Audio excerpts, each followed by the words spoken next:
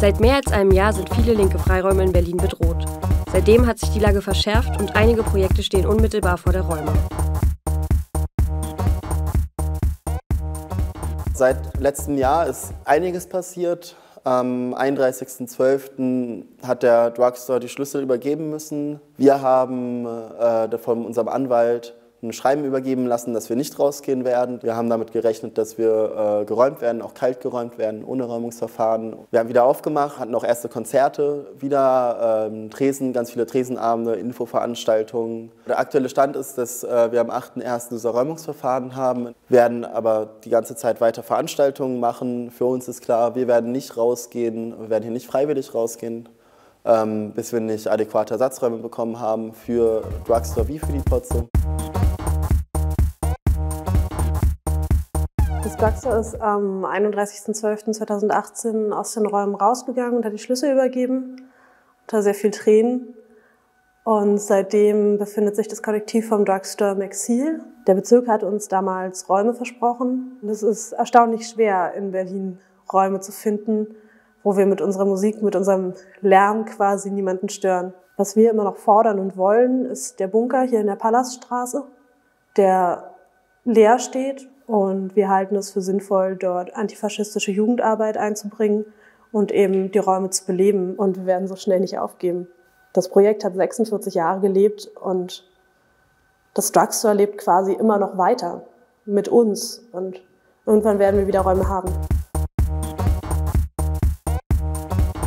Der aktuelle Stand hier in der Meute ist, dass wir seit 7 Monaten ungefähr ohne Mietvertrag sind, nachdem wir die Schlüssel nicht abgegeben haben. Wir haben uns dem verweigert und daraufhin hat dann der Goran Nenadic, der Eigentümer, die Cedos Properties GmbH, die Anwälte eingeschaltet. Und da ist es jetzt so, dass wir jetzt einen Gerichtstermin zugesagt bekommen haben am 23.01. Bei dem Gerichtsprozess wird wahrscheinlich rauskommen, dass wir geräumt werden müssen und das wird dann durchgesetzt durch die Berliner Polizei mit Knüppeln und Tränengas. Das hätte Folgen, größere Folgen, nicht nur für das Kollektiv. Also für das Kollektiv ist es halt auch ein Job.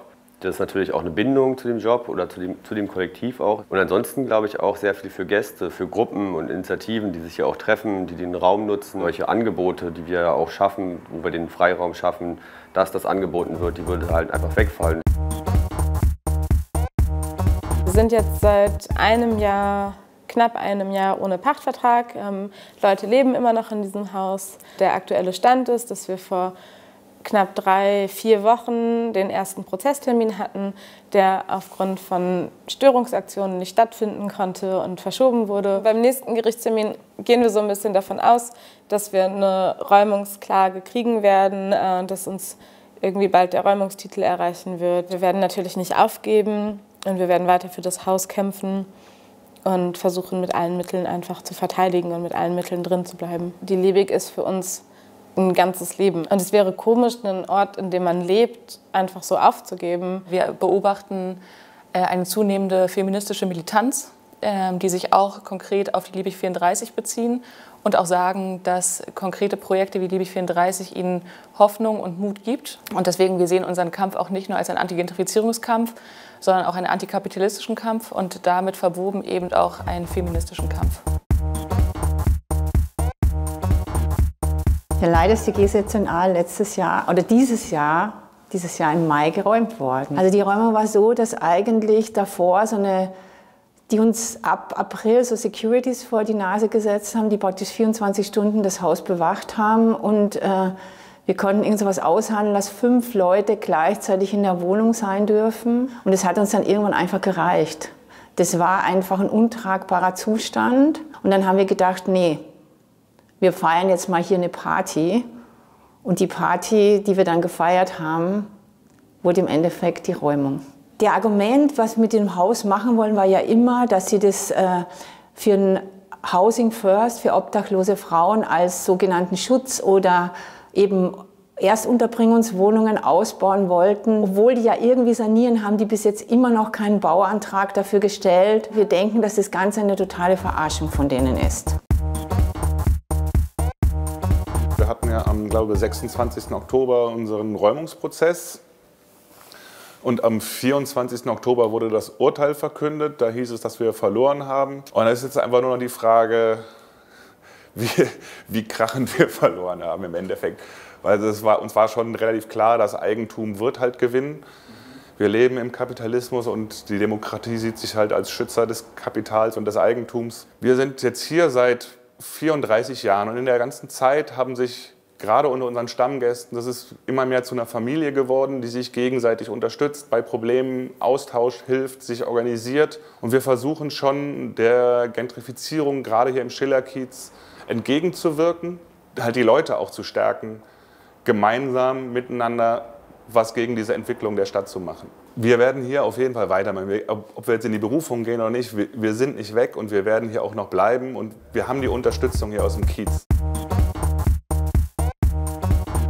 Die Situation ist gerade die, dass der Besitzer Siegfried Nehls die Köpi und den Wagenplatz verkaufen will und das Ganze zusammen in einem Paket mit anderen Geländen und Gebäuden, die ihm gehören, in Berlin und Potsdam für läppische 100 Millionen alles zusammen. Meines Wissens nach sollen auf dem Gelände von dem Wagenplatz auf jeden Fall wahrscheinlich Luxuswohnungen gebaut werden, wie überall hier in der Gegend. We found out that we were for sale by being contacted by an interested buyer. The house still has a contract for another few years, but the Wagenplatz doesn't have any contract, so we're under a bit more threat. There's a big international culture here. We have a lot of different people from all over the world living here, and so this also brings people from all over the world to come here. Die Köpi bedeutet, glaube ich, als der Ort, der sie ist, ein Raum, in dem viele verschiedene kulturelle Angebote stattfinden können. Und zwar auf einer Basis von wenig Geld und DIY. Sie passen nicht in die Welt der Investorinnen und Konzerne, in dem das letzte autonome Jugendzentrum einem Coworking Space weicht, das letzte Hausprojekt in Mikroapartments umgebaut und die letzte Kiezkneipe in ein Hipster-Café verwandelt wird.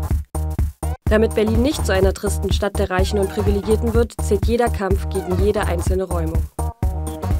2019 war ein Jahr des Widerstands gegen die Verdrängung der letzten linken und unkommerziellen Räume in der Stadt. Die Projekte haben sich zusammengeschlossen und gemeinsam ist ihre Stimme gegen den Ausverkauf der Stadt lauter als je zuvor. Im April gingen 25.000 Menschen auf die Straße. Viele Anwohnerinnen solidarisieren sich mit den gekündigten Läden, Räumungsprozesse wurden durch Störaktionen verzögert und zahlreiche Kiezdemos und Kundgebungen haben den Druck massiv erhöht. Viele der Aktionen kommen aus dem Interkiezionale-Bündnis, das im letzten Jahr gewachsen ist und sich gemeinsam und solidarisch der Verdrängung entgegenstellt. Die ganzen bedrohten Projekte gerade haben gemeinsam, dass sie kollektiv verwaltet werden, dass sie selbstverwaltet sind und versuchen sozusagen eine andere Art von Projekt zu machen. Wo einfach Sachen passieren können, möglich sind, die in einer kapitalistisch durchorganisierten Stadt so nicht mehr gehen. They're all self-organized and not based around money. Dass wir selbstverwaltet leben wollen. Entweder in Wohnprojekten oder in unserer Freizeit selber bestimmen wollen, worum es geht. Ohne all diese Freiräume, die ja auch eine Stadtgeschichte widerspiegeln und auch eine sehr wichtige Stadtgeschichte widerspiegeln, wäre diese Stadt wahrscheinlich schon so ein totsaniertes Gebiet wie London. Berlin ist das, was Berlin ist, durch die linken Freiräume, durch die ganzen besetzten Häuser, durch die ganzen Projekte und die Kneipen und Hausprojekte.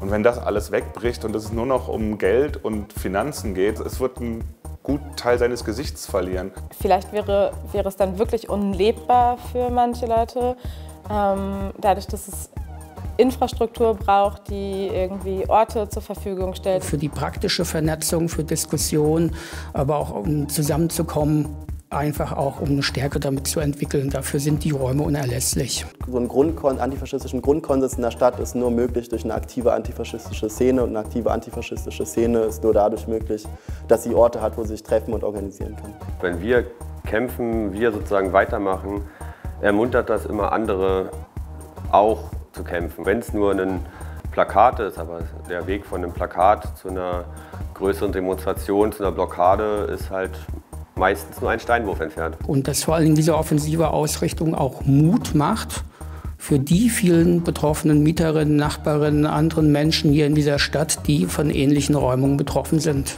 Wir machen das für uns, aber auch für andere Generationen, weil wir der Meinung sind, dass dieser Ort uns stark macht und uns unterstützt und für uns da ist. Und das einfach aufzugeben wäre irgendwie undenkbar für uns. Wenn wir kaputt gehen würden, hätten die anderen quasi gewonnen. Und das ist was wir nicht zulassen können, weil es auch unsere Überzeugung ist, damit weiterzumachen. Das funktioniert halt nicht, wenn das die 1000, 2000 Menschen sind, die in den bedrohten Projekten irgendwie unterwegs sind oder da wohnen, sondern das funktioniert nur, wenn die vollständige linke Szene aufsteht und sagt, so jetzt ist mal endgültig Schluss. This needs to happen more. The more of the projects, especially under threat, need to come together, under threat or not. And the more we try to work together, the stronger we're going to be.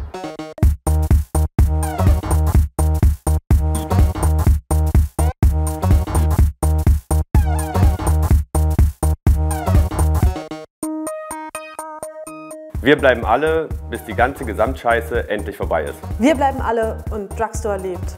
Wir bleiben alle, weil wir wichtig sind für das soziale Gefüge unserer Kieze, aber auch für die gesamte Stadt. Wir bleiben alle. Und das widerständig. Wir bleiben alle, weil linke Freiräume wichtig sind für antifaschistischen, kulturellen und politischen Widerstand in der Stadt. Wir bleiben alle. Sonst gibt's Krawalle. Wir bleiben alle. Because we don't need no yuppie flats, we're happy with our rats.